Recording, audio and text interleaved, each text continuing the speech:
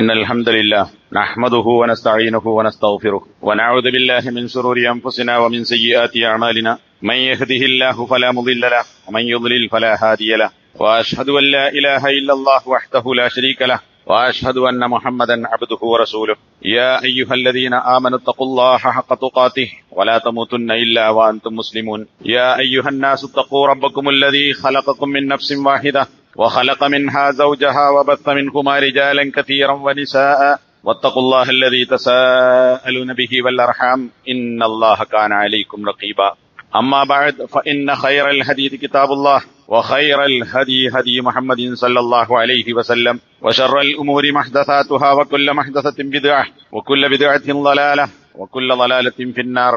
സഹോദരന്മാരെ, സത്യവിശ്വാസികൾ, കഴിഞ്ഞ ഖുത്ബയിലെ അവസാനത്തിൽ ഇന്ന് ലോകത്ത് നടന്നുകൊണ്ടിരിക്കുന്ന അല്ലെങ്കിൽ ഒരു ആഘോഷമായി മാറിയ പ്രേമവും അതിന്റെ ദിനാഘോഷവുമായി ബന്ധപ്പെട്ട കാര്യം സൂചിപ്പിച്ചിരുന്നു. ഇന്ന് സമൂഹത്തിൽ മുസ്ലിങ്ങളിൽ പോലും ധാരാളമായി ഇത്തരത്തിലുള്ള പ്രേമങ്ങൾ നടന്നുകൊണ്ടിരിക്കുന്നു എന്നത് ഒരു വസ്തുതയാണ്. വിവാഹിതരല്ലാത്ത ചെറുപ്പക്കാരും വിവാഹിതരായവരും മാതാപിതാക്കളും ഇനി വല്യപ്പവല്യന്മാരായവരുമൊക്കെ അവരിൽ പോലും ഈ നിഷിദ്ധമായ പ്രേമം നടന്നുകൊണ്ടിരിക്കുകയും കുടുംബങ്ങളിലും സമൂഹത്തിലും അത് പ്രശ്നങ്ങൾ ഉണ്ടാക്കിക്കൊണ്ടിരിക്കുകയും ചെയ്യുന്നു എന്നത് വളരെ ഗൗരവത്തോടുകൂടി മനസ്സിലാക്കേണ്ടുന്ന ഒരു വിഷയമാണ്.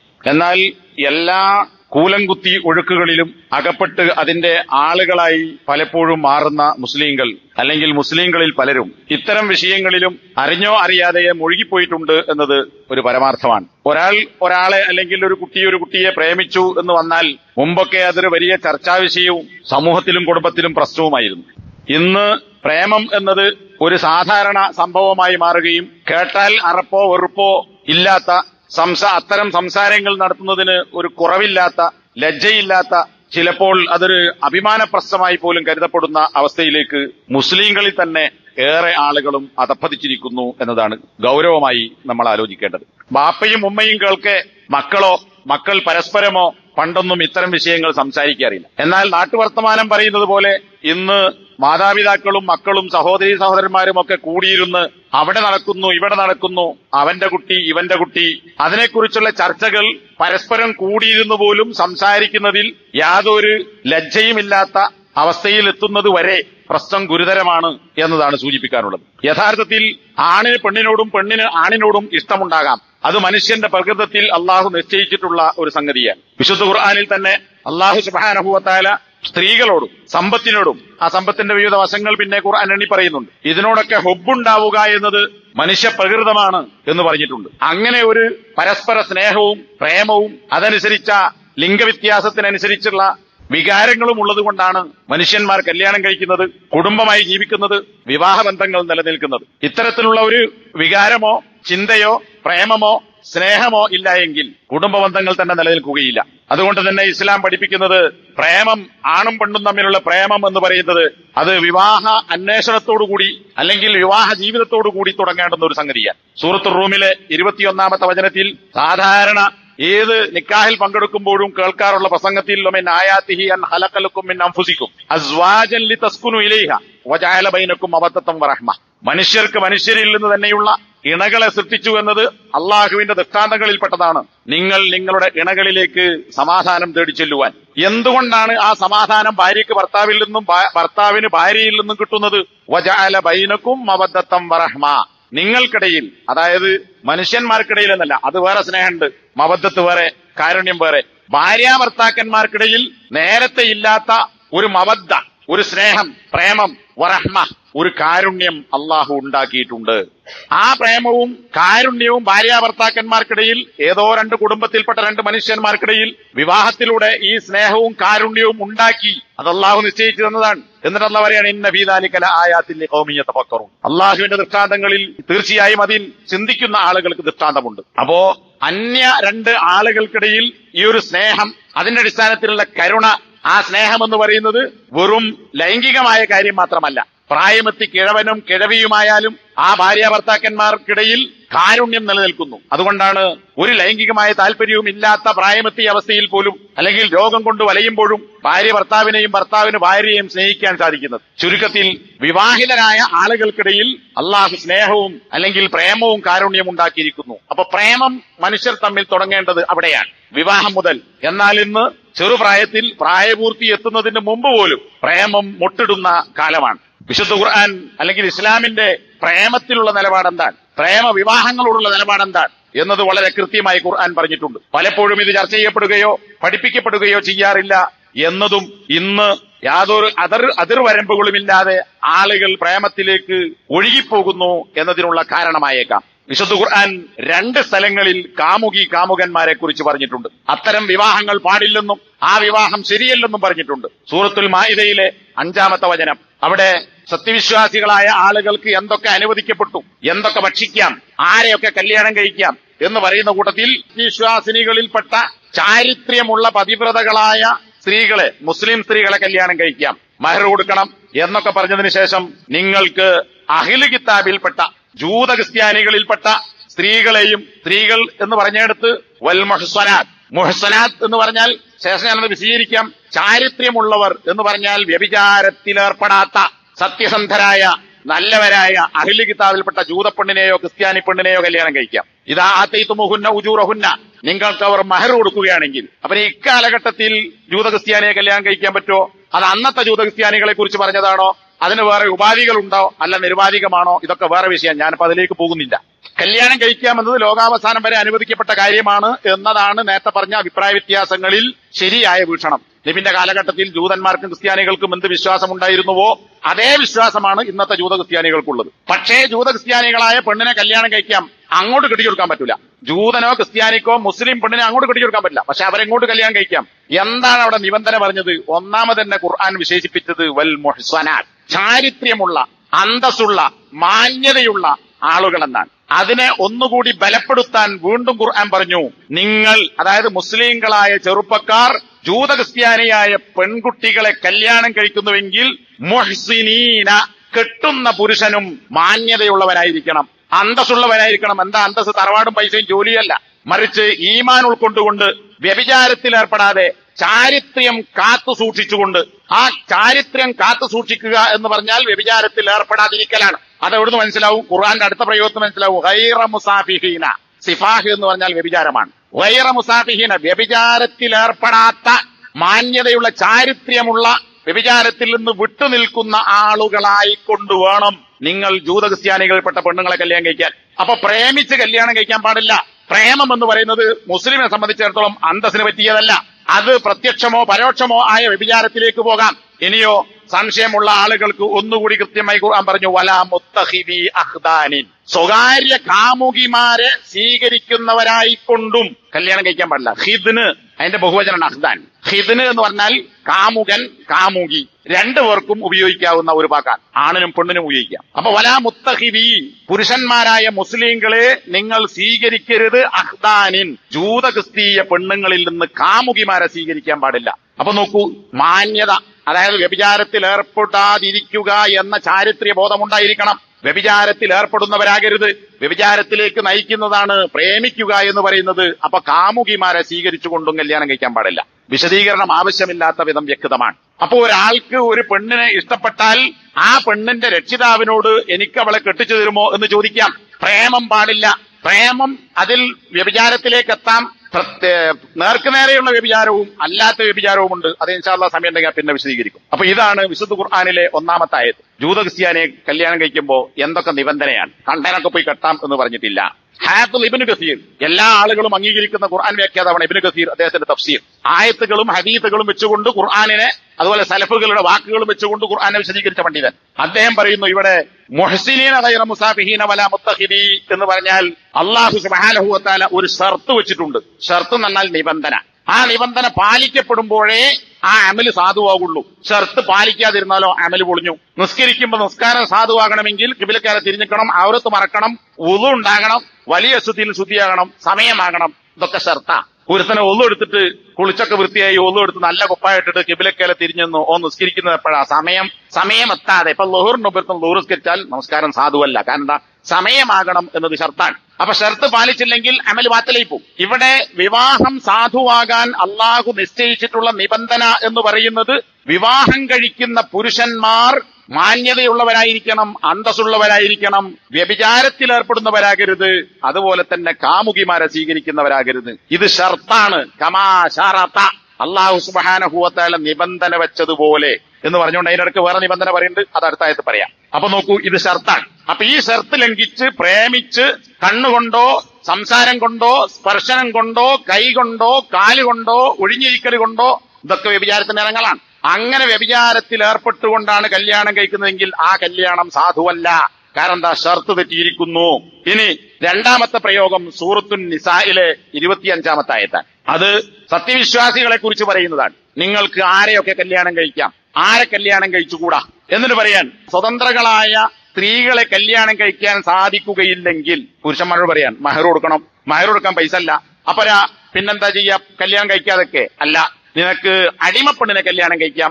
ആ അടിമപ്പെണ്ണിനെ കല്യാണം കഴിക്കുമ്പോ എന്തൊക്കെ കാര്യങ്ങൾ ഉണ്ടാകണം? അവിടെയും ഖുർആൻ ഇതേ കാര്യം ആവർത്തിച്ചതായി നമുക്ക് കാണാൻ സാധിക്കും. എന്താ പറഞ്ഞത്? ഫൻകിഹൂഹുന്ന ബിഇദ്നി അഹ്ലിഹിന്ന. ഈ അടിമപ്പെണ്ണിന്റെ അഹ്ല്, അതിന്റെ ആള്, അതായത് ആ പെണ്ണിന്റെ യജമാനൻ ആരാണോ അയാളുടെ അനുവാദത്തോടു കൂടി നിങ്ങൾ അടിമപ്പെണ്ണുങ്ങളെ കല്യാണം കഴിക്കുക എന്ന് പറഞ്ഞാൽ ഒരു വലിയ വേണം. അടിമപ്പെണ്ണിന്റെ വലിയ ആരാ? അവളുടെ യജമാനനാണ്. ആ യജമാനന്റെ സമ്മതത്തോടു കൂടിയാകണം. ഇപ്പറഞ്ഞതിൽ നിന്ന് തന്നെ എന്ത് മനസ്സിലാക്കാം? പ്രേമം പാടില്ല. പ്രേമത്തിൽ വാപ്പന്റെ സമ്മതം ആവശ്യമല്ല, ബെല്ലടങ്ങു തീരുമാനിച്ചാൽ മതി. അപ്പൊ പ്രേമം പറ്റില്ല. യജമാനന്റെ സമ്മതത്തോടുകൂടി നിക്കാഹ് നടത്തിക്കൊണ്ട് കല്യാണം കഴിക്കണം എന്ന് ഈ പറഞ്ഞേ തന്നെ കിട്ടും. എന്നാൽ ഉറപ്പിച്ച് ബലപ്പെടുത്തി പറയാൻ വേണ്ടി അള്ളാഹു വീണ്ടും ആവർത്തിച്ചു പറഞ്ഞു മുഹ്സനാത്തിൻ. നേരത്തെ പറഞ്ഞത് നിങ്ങൾ അങ്ങോട്ട് പ്രേമിക്കരുതെന്ന, ആണുങ്ങളോട് പറഞ്ഞു പെണ്ണുങ്ങളെ പ്രേമിക്കരുത്. ഇവിടെ പറയുന്നതോ മുഹ്സനാത്തിൻ, പെണ്ണുങ്ങൾ ചാരിത്ര്യമുള്ളവരായിരിക്കണം എന്ന് പറഞ്ഞാൽ വ്യഭിചാരത്തിൽ ഏർപ്പെടാത്തവരായിരിക്കണം. ഗൈറ മുസാഫിഹാത്തിൻ. അപ്പറഞ്ഞതൊക്കെ ഇവിടെ ആവർത്തിക്കാൻ, ചാരിത്ര്യമുള്ള പെണ്ണുങ്ങളാകണം എന്ന് പറഞ്ഞാൽ വ്യഭിചാരത്തിൽ ഏർപ്പെടുന്ന പെണ്ണുങ്ങളാകരുത്. വലാ മുത്തഖിദാത്തി അഖ്ദാനിൻ, പെണ്ണുങ്ങൾ പുരുഷന്മാരെ കാമുകന്മാരായി സ്വീകരിക്കുന്നവരുമാകരുത്. കണ്ടോ? അപ്പൊ ആണിനെ കുറിച്ച് എന്തു പറഞ്ഞുവോ അതേ കാര്യം പെണ്ണിനെ കുറിച്ച് ഇവിടെ ആവർത്തിച്ചു. അപ്പൊ രണ്ടു കൂട്ടർക്കും ഈ നിബന്ധന ബാധകമാണ്. പുരുഷൻ പെണ്ണിനെയോ പെണ്ണ് പുരുഷനെയോ പ്രേമിക്കാൻ പാടില്ല. രണ്ടു പേർക്കും വ്യഭിചാരത്തിൽ ഏർപ്പെടാതിരിക്കുക എന്ന മാന്യമായ നിലപാടുള്ള ചാരിത്ര്യബോധം ഉണ്ടായിരിക്കണം. വ്യഭിചാരത്തിൽ ഏർപ്പെടരുത്.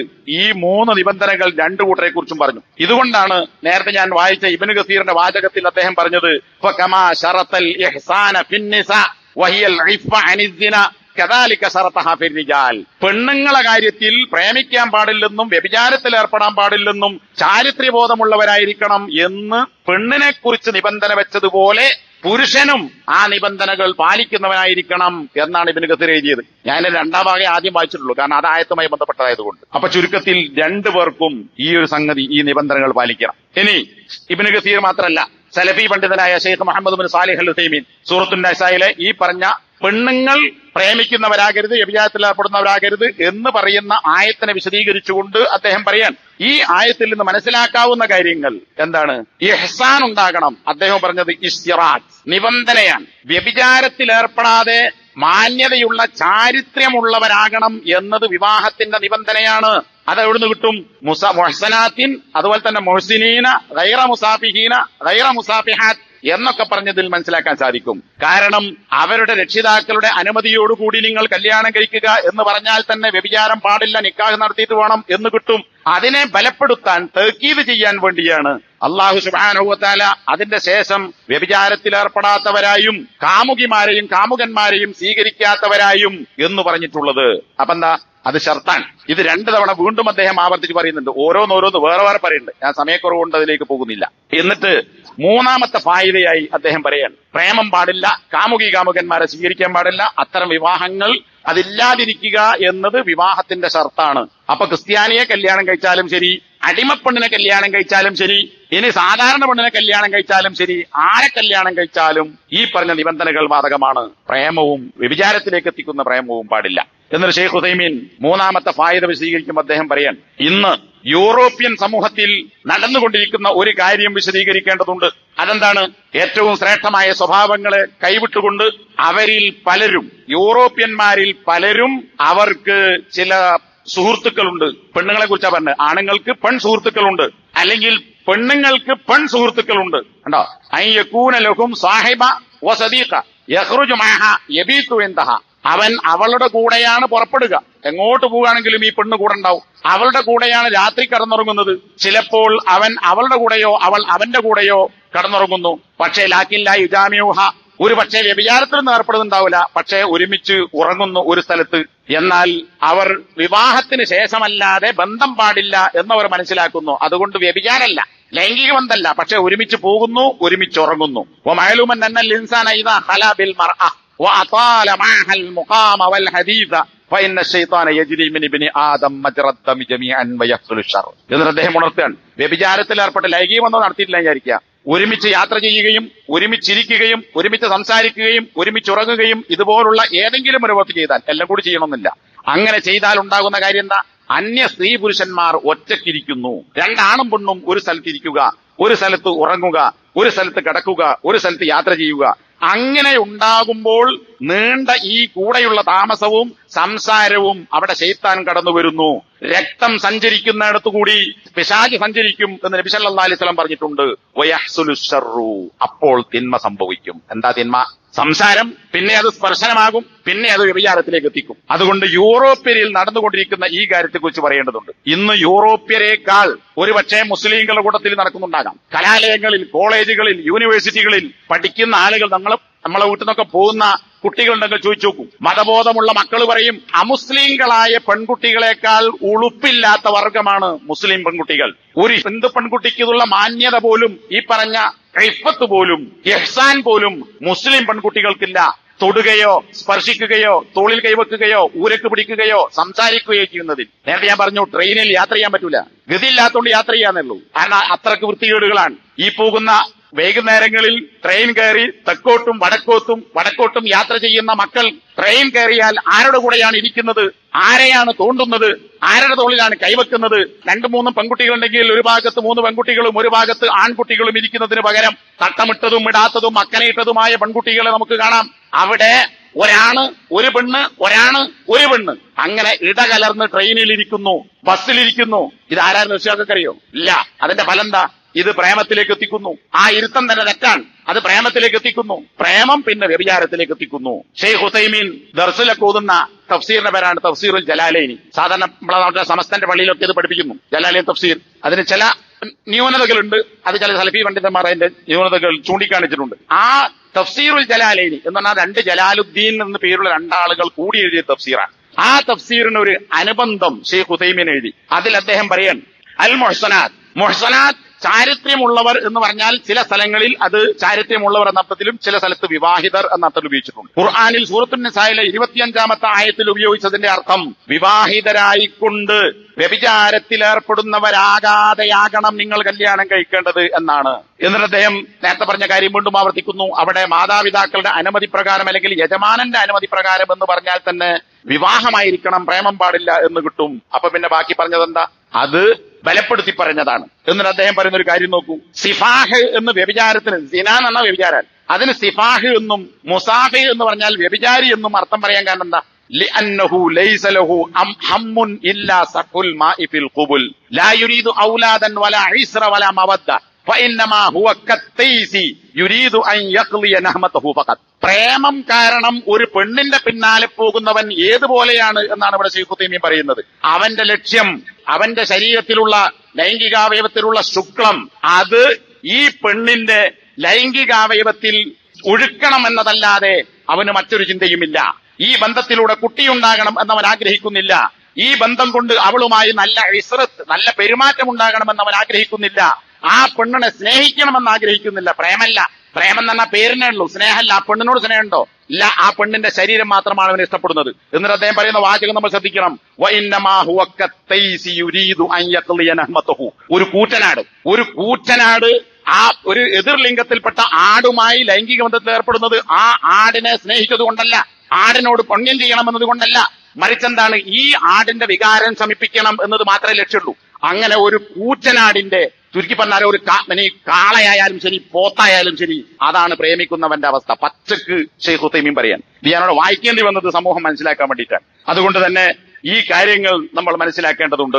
എന്നിട്ട് അദ്ദേഹം പറയുന്നു, കാമുകന്മാരെ സ്വീകരിക്കാൻ പാടില്ല എന്ന് പറഞ്ഞാൽ അതും എന്താണ്? മാ യൂറഫു ഇൻദൽ കഫറ ബിസ്സിദ്ദീഖി വസ്സാഹിബ് ഫഇന്നഹു ഫി ബിലാദിൽ കഫറ തത്തഖിദുൽ മർഅതു സദീഖൻ സാഹിബൻ യഫ്അലു ബിഹാ മാ യഫ്അലു റജുലു ബിംറഅതിഹി മഅദൽ ജിമാ വറുബാ തസിൽ ഹാലിൽ ജിമാ. ഇവിടെയും അദ്ദേഹം ആവർത്തിക്കുകയാണ്, കാഫിരീങ്ങളുടെ നാട്ടിൽ, നേരത്തെ പറഞ്ഞ യൂറോപ്യന്മാരുടെ നാട്ടിൽ, എന്നാൽ കാഫിരീങ്ങളുടെ നാട്ടിൽ പ്രേമമെന്ന് അല്ലെങ്കിൽ സുഹൃത്ത് എന്ന പേരിലൊക്കെ അറിയപ്പെടുന്നതാണ് ഈ കാമുകി എന്ന് പറയുന്നത്. എന്നിട്ട് അവർ തോന്നിയതെന്തോ അതൊക്കെ അവർ ചെയ്യുന്നു. ചിലപ്പോൾ വിചാരത്തിലേക്ക് എത്താം, ചിലപ്പോൾ വിചാരത്തിലേക്ക് എത്തുകയില്ല. ഇതേ കാര്യം ഈ ആയത്തിനെ വിശദീകരിച്ചുകൊണ്ട് ഇബ്നു കസീർ റഹ്മത്തുള്ളാഹി അലൈഹിയും അദ്ദേഹത്തിന്റെ തഫ്സീറിൽ രേഖപ്പെടുത്തിയിട്ടുണ്ട്. കൂടുതൽ ആവശ്യമില്ലാത്തത് കൊണ്ട് ഞാനത് വായിക്കുന്നില്ല. എന്നിട്ട് ആ തഫ്സീർ അവസാനിപ്പിച്ചുകൊണ്ട് ഇബ്നു കസീർ പറയുന്ന ഒരു വാചകമുണ്ട്, നഹല്ലാഹ്, അല്ലാഹു ഹറാമാക്കി അൻ ദാലിക, പ്രേമത്തെയും പ്രേമം മൂലമുള്ള വിവാഹത്തെയും ഹറാമാക്കി. യഅനി തസ്വീജഹ, ഈ കാമുകന് കാമുകിയെ കെട്ടിച്ചു കൊടുക്കുക എന്നത് മാ ദാമത്ത് കദാലിക, ആ പെണ്ണ് പ്രേമത്തിലായിരിക്കെ. അപ്പൊ പ്രേമിക്കുന്ന പുരുഷന് പ്രേമത്തിലേർപ്പെട്ട കാമുകിയായ പെണ്ണിനെ കെട്ടിച്ചു കൊടുക്കുക എന്നത് അള്ളാഹു ഹറാമാക്കിയിരിക്കുന്നു. എന്നാ ഇന്നത്തെ രക്ഷിതാക്കളെ സ്ഥിതി എന്താ? ഏത് വാപ്പ മുജാഹിദാകട്ടെ ജമാഅത്ത് സുന്നി ഒന്നൊന്നും ഇവിടെ ഒരു വ്യത്യാസവുമില്ല. പ്രേമത്തിൽ കണ്ണില്ല എന്ന് പറഞ്ഞതുപോലെ പ്രേമത്തിൽ ജാതിയില്ല, മതമില്ല, മാന്യതയില്ല, അന്തസ്സില്ല, എന്തുമാകാം. അപ്പൊ അതില് പ്രേമിച്ചാൽ ഇന്നത്തെ രക്ഷിതാക്കളുടെ നിലപാടെന്താ? അതിപ്പോ നമ്മളെ മോളല്ലേ, ആകെ ഒരു മോളേ ഉള്ളൂ, അല്ലെ 3 മക്കളിൽ ഒന്നേ ആണുള്ളൂ, മറ്റു 2 പെണ്ണാണ്, ഓനപ്പോ നമ്മൾ പണിക്കിയാൽ എന്റെ ആൺകുട്ടി നഷ്ടപ്പെട്ടു പോകും, എന്റെ ഏക പെൺമക്കൾ എനിക്കില്ലാതായി പോകും, വഴി തെറ്റിപ്പോകും എന്ന് മനസ്സിലാക്കി കെട്ടിച്ചു കൊടുക്കുന്നു. അങ്ങനെ കീഴ്പ്പെട്ടു കൊടുക്കേണ്ടവനാണോ വാപ്പയും ഉമ്മയും? അല്ല. ഇങ്ങനെ കെട്ടിച്ചു കൊടുക്കൽ, പ്രേമത്തിലായിരിക്കെ കെട്ടിക്കൽ, അതാണിനാണെങ്കിലും പെണ്ണിനാണെങ്കിലും ഹറാമാകുന്നു എന്ന് ഇബ്നു കസീർ ഇവിടെ എഴുതിയിട്ടുണ്ട്. അപ്പൊ ഷർത്താണെന്ന് അവിടെ പറഞ്ഞു. ഷർത്ത് ലംഘിച്ചാൽ അമൽ അസാധുവായി, ഹറാം ചെയ്താൽ തിന്മ ചെയ്ത കുറ്റവും കിട്ടും. അപ്പൊ രക്ഷിതാക്കൾ പ്രേമിക്കുന്ന ആണും പെണ്ണും മാത്രമല്ല, പ്രേമത്തിന് കൂട്ടുനിൽക്കുന്ന, പ്രേമ വിവാഹങ്ങൾക്ക് അനുവാദം നൽകുന്ന മാതാപിതാക്കളും അത് നടത്തിക്കൊടുക്കുന്ന മൗലവിമാരും അതിന്റെ പേരിൽ ടാക്സ് പിരിക്കുന്ന പള്ളി കമ്മിറ്റിക്കാരും മഹല്ല് കമ്മിറ്റികളും ഒക്കെ ഒരുപോലെ മനസ്സിലാക്കേണ്ടുന്ന വിഷയമാണ്. മൂന്നാമത്തേത് സൂറത്തുൻ നിസായിലെ തന്നെ ഇതിന്റെ മുമ്പത്തെ 24-ാമത്തെ ആയത്ത്. അവിടെ ആരെയൊക്കെയാണ് കല്യാണം കഴിക്കാൻ പാടില്ലാത്തത്? മഹ്റമായ ആളുകൾ ആരൊക്കെയാണ്? അതിങ്ങനെ എണ്ണി പറഞ്ഞ അമ്പിട്ടല്ല, ഖുർആൻ അങ്ങനെ വിശദീകരിച്ചു പോകുന്നുണ്ട്. ആ ആളുകളൊക്കെ പറഞ്ഞതിന് ശേഷം ഖുർആൻ പറഞ്ഞു, ഇപ്പറഞ്ഞവരെയൊന്നും കല്യാണം കഴിക്കാൻ പാടില്ല. 10-13 എണ്ണി, ഇവരെയൊന്നും കല്യാണം കഴിക്കാൻ പാടില്ല. എന്നിട്ട് ഖുർആൻ പറയാണ്, ഇപ്പറഞ്ഞ ഹറാമാക്കിയതിന് അപ്പുറത്ത് ഏതൊക്കെ പെണ്ണുങ്ങളിൽ ബാക്കിയുണ്ടോ അവരെയൊക്കെ നിങ്ങൾ കല്യാണം കഴിച്ചോളൂ. കല്യാണം കഴിക്കുമ്പോൾ നിങ്ങൾ മഹർ കൊടുക്കണം. എന്നിട്ട് ഇവിടെയും ആവർത്തിക്കുന്നു, മുഹ്സിനീന, ചാരിത്ര്യമുള്ളവരായി. ചാരിത്ര്യമുള്ളവർ എന്നാൽ ഗൈറ മുസാഫിഹീന, അവിടെ തന്നെ പറയാൻ, വ്യഭിചാരത്തിൽ ഏർപ്പെടാത്ത. അപ്പൊ വ്യഭിചാരം എന്നത് ചാരിത്രത്തിനെതിരാണ്. വ്യഭിചാരത്തിൽ ഏർപ്പെട്ടുകൊണ്ട് വിവാഹം കഴിക്കാൻ പാടില്ല. അവിടേക്ക് എത്തുന്നത് എപ്പോഴാണ്? പ്രേമം ഉണ്ടാകുമ്പോഴാണ്. അപ്പൊ സൂറത്തുൻ നിസായിലെ 24-ാമത്തെ ആയത്തിലും പൊതുവായി പറഞ്ഞിട്ടുണ്ട്. അതായത് അഹ്ലു കിതാബിനെ കല്യാണം കഴിക്കുമ്പോഴും അടിമകളെ കല്യാണം കഴിക്കുമ്പോഴും അടിമകളല്ലാത്ത സ്വതന്ത്രകളായ സ്ത്രീകളെയോ പുരുഷന്മാരെ കല്യാണം കഴിക്കുമ്പോഴും ഈ പ്രയോഗങ്ങൾ ഖുർആൻ നടത്തിയിട്ടുണ്ട്. ഇവിടെ വലാ മുത്തഖിദീന അല്ലെങ്കിൽ മുത്തഖിദാത്തി അഖ്ദാൻ എന്ന് പറഞ്ഞിട്ടില്ല മാത്രം. അത് പറഞ്ഞിട്ടില്ലെങ്കിലും ആ ആശയം അതിന്റെ മുമ്പ് പറഞ്ഞ വ്യഭിചാരത്തിൽ ഏർപ്പെടാതെ ചാരിത്ര്യമുള്ളവരായി എന്ന് പറഞ്ഞതിൽ നിന്ന് കിട്ടും. ഇനി ഷെയ്ഖ് ഉസൈമീൻ അദ്ദേഹത്തിന്റെ ഒരു വാചകം വേറെ ഒരു ലേഖനത്തിൽ എടുത്തു കൊടുത്തിട്ടുണ്ട്. അദ്ദേഹം പറയാൻ, ഷെയ്ഖ് ഉസൈമീൻ പറയാൻ, നമ്മുടെ നാട്ടിൽ ഒരു സമ്പ്രദായം യുവതികൾക്കിടയിൽ ഉടലെടുത്തിരിക്കുന്നു. ഇത് നോക്കണം, ആണും പെണ്ണും തമ്മിലുള്ള പ്രേമല്ല, പെണ്ണിനെ പ്രേമിക്കുക. അപ്പൊ നമ്മുടെ നാട്ടിൽ ഈ കോഴിക്കോട് ജില്ലയിലാണ് എനിക്ക് തോന്നുന്നു, 2 പെൺകുട്ടികൾ +2 പഠിക്കുന്ന 2 പെൺകുട്ടികൾ പ്രേമിക്കുകയും ഭാര്യാഭർത്താക്കന്മാരായി അനുവദിക്കാൻ വേണ്ടി അനുവാദം ചോദിക്കുകയും കോടതി അനുവാദം കൊടുക്കുകയും അങ്ങനെ ഭാര്യാഭർത്താക്കന്മാരെ, എങ്ങനെ ഭാര്യ ഭർത്താവുകാരെ 2 പെണ്ണുങ്ങൾ ഒരുമിച്ചിരിക്കാൻ തീരുമാനിച്ചു. ഇത് നമ്മുടെ നാട്ടിലുണ്ടായതാണ്. അപ്പൊ ഇവിടെ ഷെയ്ഖ് പറയുന്നത്, നമ്മുടെ നാട്ടിൽ ചില ചെറുപ്പക്കാർക്കിടയിൽ മോശപ്പെട്ട ചില നടപടിക്രമങ്ങൾ ഉണ്ടായിട്ടുണ്ട്. അതെന്താണ്? വിദ്യാർത്ഥിനികൾക്ക് ഇടയിലുള്ള ഒരു ഫിത്തനയാണ്. പെൺകുട്ടികളെ പ്രേമിക്കുന്നു, ആശ്ചര്യപ്പെടുന്നു. അവളുടെ മതത്തിന്റെ പേരിലല്ല. മതത്തിന്റെ പേരിൽ ഒരു കുട്ടി ഒരാളോട് നമുക്ക് ഇഷ്ടം ഉണ്ടാകാം, അത് ആ ഇഷ്ടം വേണം, അത് മതപരമായ സ്നേഹമാണ്. മതത്തിന്റെ പേരിൽ അള്ളാഹിന്റെ മാർഗത്തിലുള്ള സ്നേഹം. ഇനി അയാൾക്ക് സൗന്ദര്യമുണ്ടോ, സൗന്ദര്യമുള്ള ഒരു കുട്ടി, എനിക്ക് ആ കുട്ടിയോട് ഇഷ്ടമാണ്, വേറൊന്നുമില്ല, ആ നിലക്കുമല്ല. എന്നാൽ ഈ പ്രേമം എവിടെ എത്തിയിരിക്കുന്നു? ഒരു പെൺകുട്ടി അവൾ ഇഷ്ടപ്പെടുന്ന പെൺകുട്ടിയുടെ കൂടെയല്ലാതെ ഇരിക്കുകയില്ല, അവളോടൊപ്പമല്ലാതെ വേറെ ആരോടും സംസാരിക്കുകയില്ല, അവൾ ചെയ്യുന്ന എന്തൊക്കെ കാര്യങ്ങളുണ്ടോ അത് അപ്പടി ഇവൾ അനുകരിക്കുന്നു. അങ്ങനെ ഈ കാര്യം എവിടം വരെ എത്തുന്നു? ചിലപ്പോൾ അവളുടെ കൂടെയല്ലാതെ ഇവൾ ഉറങ്ങുക പോലുമില്ല. അങ്ങനെ ചിലപ്പോൾ അവളുടെ മുഖത്തവൾ ചുംബിക്കുന്നു, ചിലപ്പോൾ മാറിൽ ചുംബിക്കുന്നു. ഏത് പെണ്ണും ഫഹൽ മിൻ നസീഹത്തിൻ ലിമൻ ഉബ്തുലിയത് ബിഹാദ. ഈ പരീക്ഷണത്തിന് വല്ല ചികിത്സയുമുണ്ടോ, മരുന്നുണ്ടോ എന്നാണ് ഉസൈമീനോട് ചോദിക്കുന്നത്. ഈ ചോദ്യത്തിന് അദ്ദേഹം പറഞ്ഞ മറുപടി പ്രേമരോഗം എന്ന് പറയുന്ന പ്രശ്നമാണിത്. ഇതൊരു രോഗാണ്, പ്രേമരോഗം. വലായക്കൂനു ഇല്ലാ മിൻ ഖൽബിൻ ഫാരിഗിൻ. ഈമാനുള്ള വാപ്പയും ഉമ്മയും ഈമാനുള്ള ചെറുപ്പക്കാരികളും മനസ്സിലാക്കേണ്ടതാണ് ഉസൈമീന്റെ വാചകം. പ്രേമം എന്ന് പറയുന്ന ഇക്കാര്യം അതുണ്ടാവുകയില്ല ഇല്ലാ മിൻ ഖൽബിൻ ഫാരിഗിൻ മിൻ മഹബ്ബത്തില്ലാ. അള്ളാഹുവിനോടുള്ള ഇഷ്ടം ലെവലേശമില്ലാത്ത, അതിൽ നിന്ന് ഫാരിഗായി പോയാ, ഫാരിഗ എന്നാൽ ശൂന്യമാവുക എന്നാണ്, സീറോ ആവുക. അള്ളാഹുവിനോടുള്ള ഇഷ്ടം എന്നത് ഹൃദയത്തിൽ ഇല്ലാത്ത, അതിൽ നിന്ന് സീറോ, പൂജ്യമായ ഒരു ഹൃദയത്തിൽ നിന്നല്ലാതെ ഇങ്ങനെയുള്ള ഒരു പ്രേമമുണ്ടാവുകയില്ല. ഇമ്മാ ഫാരിഗൻ കുല്ലിയൻ, ഒന്നുകിൽ അള്ളാഹുവിനോടുള്ള ഇഷ്ടം ഹൃദയത്തിൽ നിന്ന് പൂർണ്ണമായി ശൂന്യമായി പോയിരിക്കുന്നു, ഇമ്മാ ഫറാഗൻ കബീറ, അല്ലെങ്കിൽ അതിന്റെ വലിയൊരു ഭാഗവും ശൂന്യമായി പോയിരിക്കുന്നു. അപ്പൊ അള്ളാഹുവിനുള്ള വിശ്വാസമോ, ആ വിശ്വാസം അനുസരിച്ച് അള്ളാഹുവിനെ കുറിച്ച് പേടിയോ, അള്ളാഹുവിനോടുള്ള ഇഷ്ടമോ, അള്ളാഹുവിനോടുള്ള സ്നേഹമോ ഇല്ലാത്ത മനസ്സിൽ നിന്നേ ഈ ഹറാമായ പ്രേമം ഉണ്ടാവുകയുള്ളൂ. ഇതൊരു പ്രേമരോഗമാണ് എന്നാണ് ശൈഖ് ഉസൈമീൻ പറയുന്നത്. അപ്പൊ നോക്കൂ, ഈ ഒരു രോഗം ഇന്ന് ലോകത്ത് എമ്പാടും ആളുകളിൽ ബാധിച്ചിരിക്കുന്നു. ഇനി പ്രേമിക്കുന്ന പെണ്ണിനെ, വ്യഭിചാരത്തിലേക്ക് ക്ഷണിക്കുന്ന പെണ്ണിനെ അല്ലെങ്കിൽ ആണിനെ കല്യാണം കഴിക്കാൻ പാടില്ല എന്നത് ഒരു ഹദീസ് നമുക്ക് കാണാം. അബൂദാവൂദ്, തിർമിദി, നസായി ഒക്കെ ഉദ്ധരിച്ച ഹദീസ്. അതിലെന്താ, മർസദ് ബിനു അബി മർസദ് എന്ന് പറയുന്ന ഒരു സഹാബിയോട് നബി സല്ലല്ലാഹു അലൈഹി വസല്ലം പറഞ്ഞു, നീ അനാഖ് എന്ന് പറയുന്ന പെണ്ണിനെ കല്യാണം കഴിക്കാൻ പാടില്ല. ഹദീസിൽ വന്നാൽ എന്തുകൊണ്ട് എന്നത് വേറെ ഹദീസിൽ വന്നിട്ടുണ്ട്, തിർമിദി എന്ന് ഉദ്ധരിച്ച ഹദീസ്.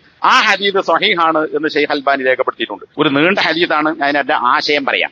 ഈ പറയുന്ന മർസദ് ബിൻ അബി മർസദ് എന്ന് പറയുന്ന ആളുടെ ജോലി എന്താണെന്ന് വെച്ചാൽ, മക്കയിൽ നിന്ന് അടിമകളായ ആളുകളെ മദീനയിലേക്ക് എത്തിക്കുക എന്നതായിരുന്നു അദ്ദേഹത്തിന്റെ പണി. ബന്ധനസ്ഥരായ ആളുകളെ, തടവുകാരായ ആളുകളെ മക്കയിൽ നിന്ന് മദീനയിലേക്ക് കൊണ്ടുപോവുക. അങ്ങനെ അദ്ദേഹം മക്കയിൽ നിന്ന് ആളുകളുമായി കരാറുണ്ടാക്കിയത്, ആ കരാറിന്റെ അടിസ്ഥാനത്തിൽ ഇയാൾ മദീന എത്തിച്ചു കൊടുക്കും. അങ്ങനെ കരാറിലേർപ്പെട്ട ഒരാളെ കൊണ്ടുപോകാൻ വേണ്ടി അദ്ദേഹം രാത്രിയിൽ ഒരു വീടിന്റെ അടുക്കൽ, ഒരു മതിലിനടുക്കൽ ഇങ്ങനെ പോയിക്കുകയാണ്. ആ മതിലിനടുക്കൽ നിൽക്കുമ്പോൾ രാത്രിയിലെ ചന്ദ്രനിലാവിന്റെ വെളിച്ചത്തിൽ എന്റെ നിഴല് ഈ അനാക്ക് എന്ന് പറയുന്ന പെണ്ണ് അപ്പുറത്ത് നിന്ന കണ്ടു. എന്നിട്ട് അനാക്ക് ചോദിച്ചു, ഈ പെണ്ണ് ചോദിച്ചു, അല്ല മർസദാണോ? അതേ മർസദാൻ. എന്താണ്, നീ ഈ രാത്രിയിൽ വരൂ എന്റെ അടുത്ത് ഉറങ്ങാം എന്ന് പറഞ്ഞുകൊണ്ട് വ്യഭിചാരത്തിന് ക്ഷണിച്ചു. ഈ പെണ്ണ് വേശ്യപ്പെണ്ണായിരുന്നു. ആ മർസദ് ബിൻ അബി മർസദ് പറഞ്ഞു, അല്ലയോ അനാക്കെ, അല്ലാഹു സുബ്ഹാനഹു വ തആല വ്യഭിചാരത്തെ ഹറാമാക്കിയിട്ടുണ്ട് എന്ന കാര്യം നിനക്കറിഞ്ഞുകൂടെ? അങ്ങനെ അയാൾ വ്യഭിചാരത്തിന് പോയില്ല, ആ പെണ്ണിനെ വിട്ടു.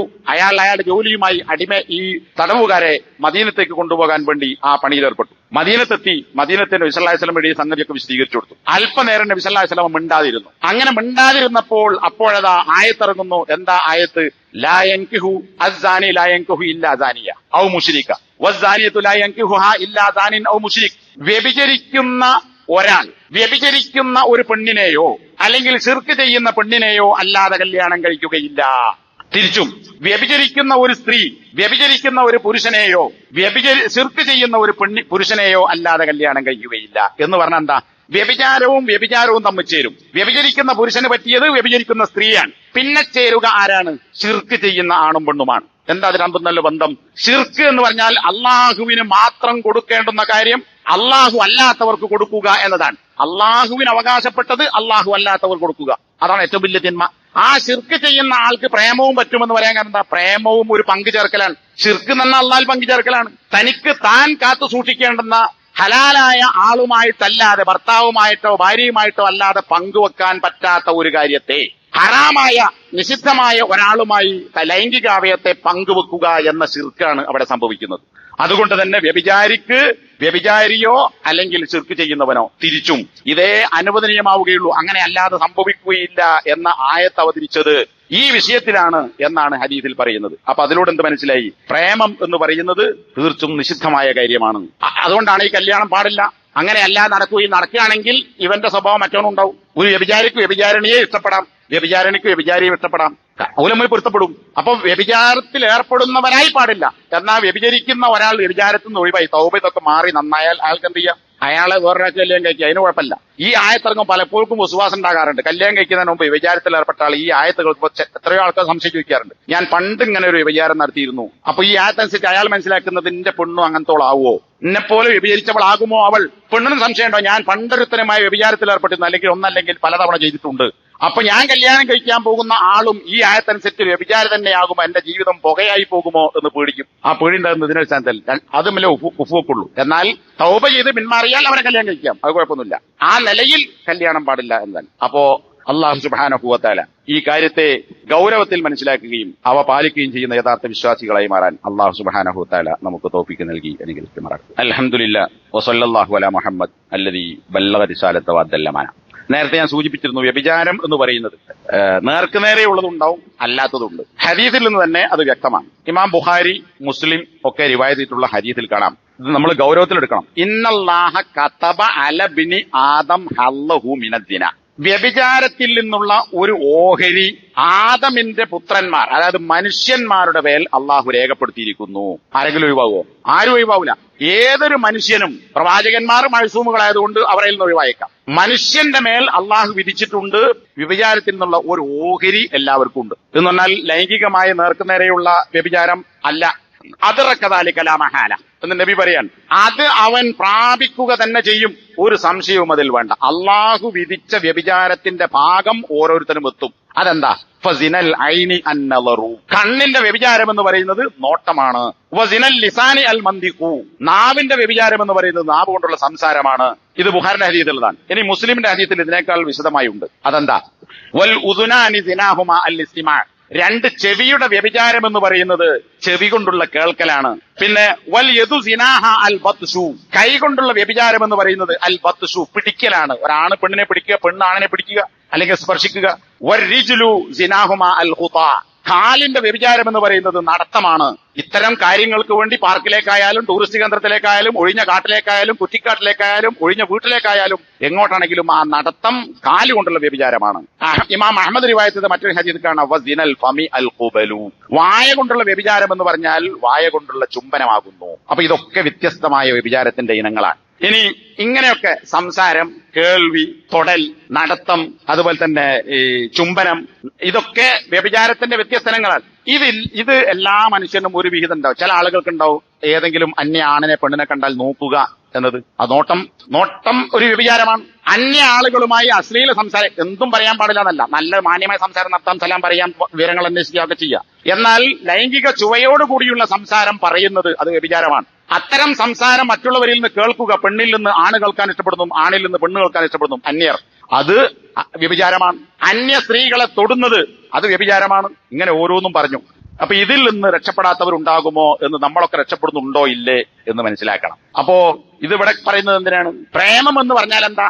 ഒഴിഞ്ഞിരിക്കുക, നിഷിദ്ധമായ, വിവാഹം കഴിക്കാൻ പാടില്ലാത്ത അന്യ സ്ത്രീ പുരുഷന്മാർ തമ്മിൽ തൊടുക, സ്പർശിക്കുക, സംസാരിക്കുക, സംസാരം കേൾക്കുക. ഇത് നേരത്തെ തുടക്കത്തിൽ ഞാൻ പറഞ്ഞതുപോലെ ഒരു പച്ച മലയാളത്തിൽ പറഞ്ഞാൽ ഒരു ഉളുപ്പും ഇല്ലാത്ത അവസ്ഥയിലേക്ക് എത്തിയിരിക്കുന്നു. പണ്ടൊക്കെ അതൊരു വലിയ പ്രശ്നമായിരുന്നു, ഇന്നതൊരു വിഷയമേ അല്ല. എന്റെ അപ്പുറത്ത് നിൽക്കുന്ന സഞ്ചാരി യാത്രക്കാരൻ കാണുന്നുണ്ടോ, എന്റെ തൊട്ടടുത്ത് ഇരിക്കുന്നവൻ കാണുന്നുണ്ടോ, എന്ത് വിചാരിക്കും എന്ന ഒരു ലേശം ഹയാ, ലജ്ജ എന്ന് പറയുന്നതും ഇല്ലാത്ത അവസ്ഥയിലെത്തിയിരിക്കുന്നു. അതുകൊണ്ട് തന്നെ നബി സല്ലല്ലാഹു അലൈഹി വസല്ലം പറഞ്ഞു, ഒരു നോട്ടം ആണ് പെണ്ണിനെയോ പെണ്ണ് ആണിനെയോ നോക്കുകയാണെങ്കിൽ നബിനോട് ചോദിക്കാൻ, ജരീർ ഇബ്നു അബ്ദില്ല റളിയല്ലാഹു അൻഹു, പ്രമുഖനായ സഹാബി, നബിയെ നളറൽ ഫുജാഅ, പെട്ടെന്നൊരു നോട്ടം ഒരു അന്യ പെണ്ണിനെ നോക്കിപ്പോയാൽ എന്താ ചെയ്യേണ്ടത്? അപ്പൊ നബി എന്നോട് പറഞ്ഞു, അൻ അസ്രിഫ ബസരി, ഒരു നോട്ടം നോക്കിയാൽ രണ്ടാമത് നോക്കണ്ട, ഉടനെ കണ്ണ് തിരിച്ചു കളയുക, കണ്ണ് തിരിച്ചൊഴിവാക്കുക. നബിന്റെ പുതിയാപ്പിളയും നബി സല്ലല്ലാഹു അലൈഹി വസല്ലമയുടെ അബൂ താലിബിന്റെ പുത്രനുമാണ്, മൂത്താപ്പന്റെ മോനുമാണ് ആര്? അലി റളിയല്ലാഹു അൻഹു. അലി റളിയല്ലാഹു നബിന്റെ മകൾ ഫാത്തിമയെ കല്യാണം കഴിച്ചാളാ. അലിയോട് നബി കൊടുത്ത ഉപദേശം എന്താ? ലാ തുത്ബിഇൻ നളറത്തൻ നളറ, ഒരു നോട്ടത്തെ മറ്റൊരു നോട്ടം കൊണ്ട് നീ തുടർത്തരുത്. ഒരു പെണ്ണിനെ കണ്ടു, ഒന്ന് കണ്ടുപോയി, ആ നോട്ടത്തെ പിന്നെ ഒരു നോട്ടം കൊണ്ട് തുടർത്തണ്ട, ഒറ്റ നോട്ടം തിരിച്ചാളാ. രണ്ടാമതൊരു നോട്ടം, ഒന്നിന്റെ പിന്നാലെ വേറൊരു നോട്ടത്തെ നീ കൊണ്ടുപോകണ്ട. ഫൈനലക്കൽ ഊല, ആദ്യത്തെ നോട്ടം നിനക്ക് അനുവദിക്കപ്പെട്ടതാണ്. എന്നാൽ ആരാണ്, എങ്ങനെയാ തിരിച്ചറിയാൻ നോക്കാം. നോക്കിപ്പോയാൽ അത് നിനക്ക് പറ്റും, ഉദ്ദേശപൂർവ്വം നോക്കിപ്പോയി, അതിന് കുഴപ്പമില്ല. വലൈസത്തിലക്കല്ലാഹിറ, അടുത്ത നോട്ടം നിനക്ക് അനുവദനീയമല്ല. അപ്പൊ ഒരു നോട്ടം നോക്കിപ്പോയാൽ ഉടനെ കണ്ണ് തിരിച്ചേക്കുക. ആദ്യത്തിന്റെ പേരിൽ അള്ളാഹു തന്നെ സൃഷ്ടിക്കുകയില്ല. എന്നാൽ തുറിച്ചു നോട്ടം, കണ്ണിന്റെ വ്യഭിചാരത്തിന്റെ നോട്ടം, ലൈംഗികമായ നോട്ടം, ആ നോട്ടം ഹറാമാകുന്നു. ഇനി എന്തുകൊണ്ടത് അങ്ങനെ നോക്കിയാൽ എന്താ ഉണ്ടാവുക? അവിടെ പ്രേമം ഉണ്ടാവും. ഇപ്പൊ പെണ്ണ് കാണാൻ പോകുമ്പോ പെണ്ണിനെ കാണണം, ഇത് നബി പഠിപ്പിച്ച സുന്നത്താ. പെണ്ണ് കാണാൻ പോകുമ്പോ പെണ്ണിനെ കാണണം, പെണ്ണിന് ആണിനെയും കാണണം. കാണാതെ കല്യാണം കഴിച്ചാൽ എന്താ? അത് വിവാഹബന്ധം നിലനിൽക്കണമെന്നില്ല. ഇന്ന് ലോകത്തിന്റെ കേരളം വിട്ട് ബീഹാർ അങ്ങോട്ട് ഈ ആസാം ഉത്തർപ്രദേശൊക്കെ പോയാൽ പെണ്ണ് കാണുന്നുള്ള സമ്പ്രദായം ഇപ്പോഴും ഇല്ല. ബാപ്പയും മീൻ കണ്ട് തീരുമാനിക്കുക. എന്നാൽ അന്നേ നബി പഠിപ്പിച്ചു കാണണം. എന്നിട്ട് എന്തുകൊണ്ട് കാണണം? അതിന് നബി പറഞ്ഞു, മുഗീറത്ത് ബിൻ ശുഅബ റളിയല്ലാഹു അൻഹു പെണ്ണ് കെട്ടാൻ തീരുമാനിച്ചു. അപ്പൊ നബി ചോദിച്ചു, നീ അവളെ കണ്ടോ? പെണ്ണിനെ കണ്ടോ? എന്നിട്ട് പറഞ്ഞു, നീ പെണ്ണിനെ നോക്കണം. എന്തിനാ നോക്കുന്നത്? ഫൈന്നഹു അഹ്റാ അൻ യുഖ്ദമ ബൈനകുമാ. ഈ നോട്ടം, പെണ്ണിനെ കാണുക, പെണ്ണ് ആണിനെ കാണുക എന്ന് പറയുന്നത് നിങ്ങൾക്കിടയിൽ സ്നേഹം നിത്യമാകാൻ അതൊരു കാരണമാണ്. ഈ കാണാതെ പോയി ഏതെങ്കിലും പെണ്ണിനെ കിട്ടി, അല്ലെങ്കിൽ ഏതൊരു ആണിനെ സ്വീകരിച്ചു, കൂട്ടിക്കൊണ്ടുവന്നു, അപ്പൊ ഇത് ഇങ്ങനത്തെ ഒരു മുകളിലൊരുത്തനാണോ, അല്ലെങ്കിൽ ഇവിടെ വല്ലും കണ്ണോക്ക് ഇങ്ങനെയാണോ എന്ന് തോന്നിയാൽ മരണം വരെ നിലക്കണോ? ശരിക്കുള്ള സ്നേഹം ഉണ്ടാവില്ല. സ്നേഹം ഉണ്ടെങ്കിൽ പരസ്പരം തൃപ്തിപ്പെടണം. ഓരോരുത്തർക്കും ഓരോ കാഴ്ചപ്പാടുണ്ടാവും. സൗന്ദര്യം വ്യത്യസ്തമാണ്. അപ്പോ ഈ ഹദീസ് എന്താ മനസ്സിലാക്കുന്നത്? നോട്ടം പ്രേമത്തെ ജനിപ്പിക്കുന്നു. അതുകൊണ്ടാണ് തുടക്കത്തിൽ ഞാൻ പറഞ്ഞു, വിവാഹാന്വേഷണം തീരുമാനം മുതൽ, അല്ലെങ്കിൽ വിവാഹത്തോടു കൂടിയാണ് പ്രേമം ഉണ്ടാകേണ്ടത്. അപ്പൊ ഈ നോട്ടം കൊണ്ടൊരു പ്രേമം വന്നു, അവളെ കെട്ടാമെന്നൊരു തീരുമാനം വന്നു, അല്ലെങ്കിൽ ഇവനെ കെട്ടാമെന്നൊരു തീരുമാനം വന്നു. അപ്പോ തുടർച്ചയായി ഒരു പെണ്ണ് ആണിനെയോ ആണ് പെണ്ണിനെയോ നോക്കുന്നത് പ്രേമത്തിലേക്ക് എത്തിക്കുന്നു. കല്യാണം നടക്കുന്നില്ലെങ്കിൽ അത് ഹറാമായ നോട്ടമാണ്. അപ്പൊ നോട്ടം എന്ന് പറയുന്നത് പ്രേമത്തിലേക്ക് കൊണ്ടുപോകുന്നതാണ്, പ്രേമം വ്യഭിചാരത്തിലേക്ക് കൊണ്ടുപോകുന്നതാണ്. ബാക്കി കാര്യം ഇൻഷാ അല്ലാഹ് അടുത്ത ആഴ്ചയിൽ പറയാം. ഇതിന്റെ അനുബന്ധമായി പറയേണ്ട ചില കാര്യങ്ങളുണ്ട്. അല്ലാഹു സുബ്ഹാനഹു വ തആല ഷെയ്ഖ് ഉത്തൈമീൻ പറഞ്ഞ ഫിത്റത്തുൽ ഇസ്ഖ്, ദാഉൽ ഇസ്ഖ്, പ്രേമരോഗം എന്ന് പറയുന്ന ഈ മഹാ സമൂഹത്തെ ഒന്നായി ബാധിച്ചിരിക്കുന്ന വിപത്തിൽ നിന്ന് അല്ലാഹു സുബ്ഹാനഹു വ തആല നമ്മളെയും നമ്മുടെ മക്കളെയും നമ്മുടെ സഹോദരി സഹോദരന്മാരെയും ബന്ധുമിത്രാദികളെയും എല്ലാ മുസ്ലിങ്ങളെയും അല്ലാഹു സുബ്ഹാനഹു വ തആല അതിൽ നിന്ന് രക്ഷ നൽകി അനുഗ്രഹിക്കുമാറാകട്ടെ. ആ രക്ഷ കിട്ടണമെങ്കിൽ ഇസ്ലാം പറഞ്ഞ വിശ്വാസമായ കരുത്തും അതുപോലെ തന്നെ ഇസ്ലാം പറഞ്ഞിട്ടുള്ള നിബന്ധനകളും ആദാബുകളുമൊക്കെ നമ്മൾ പാലിക്കേണ്ടതുണ്ട്. അങ്ങനെ അതിലൂടെ രക്ഷാകവചം